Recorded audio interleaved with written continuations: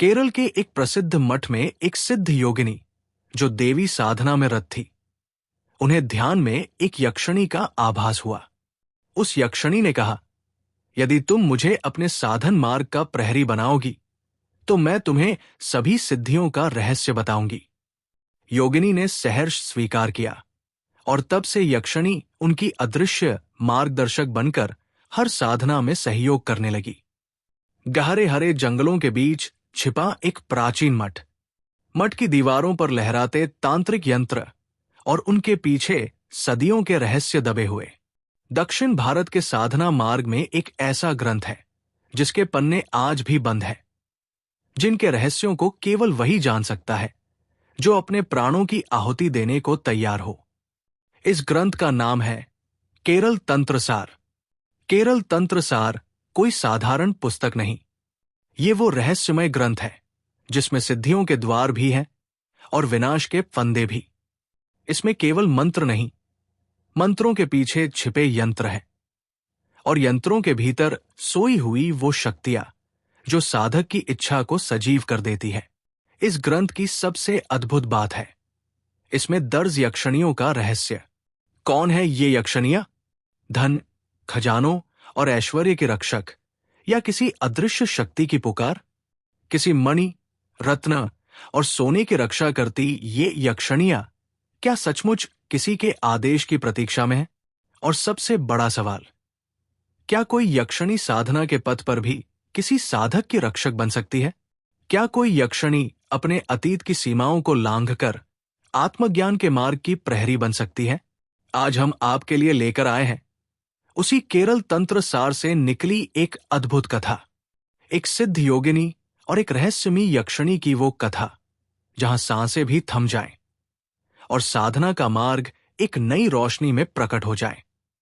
तो जुड़िए हमारे साथ इस रहस्यमयी यात्रा में और जानिए केरल की वो भूमि जहां सह्याद्री पर्वतों की छाव में देवी की अनगिनत उपासनाएं जन्म लेती हैं।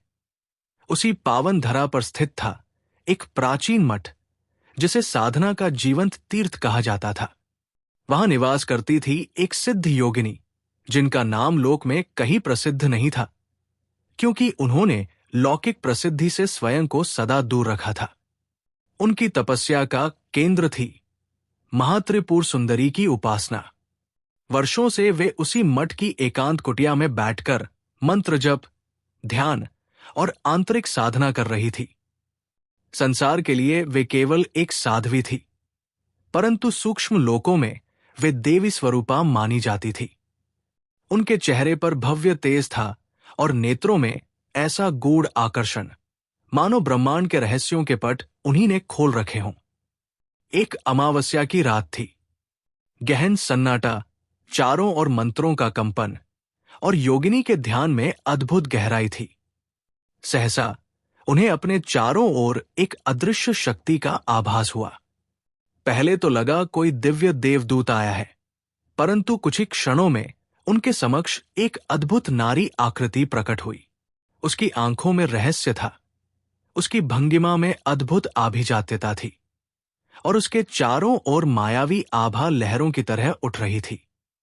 योगिनी समझ गई कि ये कोई सामान्य देव प्रेरित शक्ति नहीं, ये यक्षिणी थी, अदृश्य लोकों की दिव्य रक्षक, जो कभी संपत्ति की प्रहरी तो कभी साधना की परीक्षक बनकर प्रकट होती है। यक्षिणी ने कोमल स्वर में कहा, हे साध्वी, मैं वर्षों से तुम्हारी साधना देख रही हूं। तुम्हारी तपश्चर्या ने मुझे आकृष्ट किया है। मैं यक्षिणी हूं, यक्षलोक की प्रहरी और तंत्र मार्ग की द्वारपाल। मैं तुम्हें एक प्रस्ताव देने आई हूं। यदि तुम मुझे अपने साधना पथ की रक्षक बनाओगी तो मैं तुम्हें उन समस्त सिद्धियों का रहस्य बता दूंगी जो युगों से गुप्त है। योगिनी कुछ क्षण मौन रही। यह प्रस्ताव अत्यंत विचित्र था। एक यक्षिणी जो सामान्यतः धन, खजाने और सांसारिक ऐश्वर्य की रक्षक होती है, आज एक तपस्विनी को साधना मार्ग की रक्षा का प्रस्ताव क्यों दे रही है? परंतु योगिनी का हृदय स्वच्छ था। उन्होंने न कोई लोभ किया, न संशय। वे जानती थी कि इस संसार में हर शक्ति अपने सही मार्ग की खोज में भटकती है। यदि यक्षिणी उनके साधना पद की रक्षक बनना चाहती है तो ये स्वयं देवी की योजना होगी। उन्होंने सिर झुकाया और कहा, हे यक्षिणी, यदि तुम मेरे पद की रक्षक बनना चाहो तो मैं तुम्हें स्वीकार करती हूं, पर मेरी एक शर्त है, तुम कभी भी मेरी साधना को भौतिक इच्छाओं की ओर नहीं मोड़ोगी। तुम केवल ज्ञान, भक्ति और आत्म कल्याण की प्रहरी बनोगी। यक्षिणी मुस्कुराई, ऐसा ही होगा। आज से मैं तुम्हारी अदृश्य मार्गदर्शक हूं।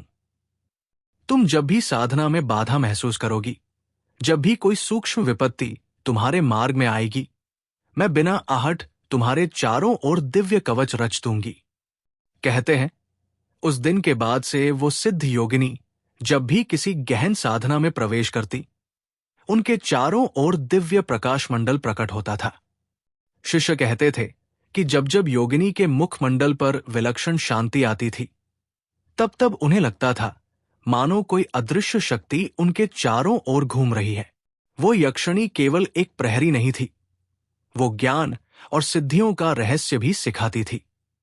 कठिन तंत्र रहस्य, गूढ़ मंत्र प्रयोग, अदृश्य सिद्धियां, ये सब योगिनी को किसी ग्रंथ से नहीं, उस यक्षिणी की मौन प्रेरणा से प्राप्त हुआ।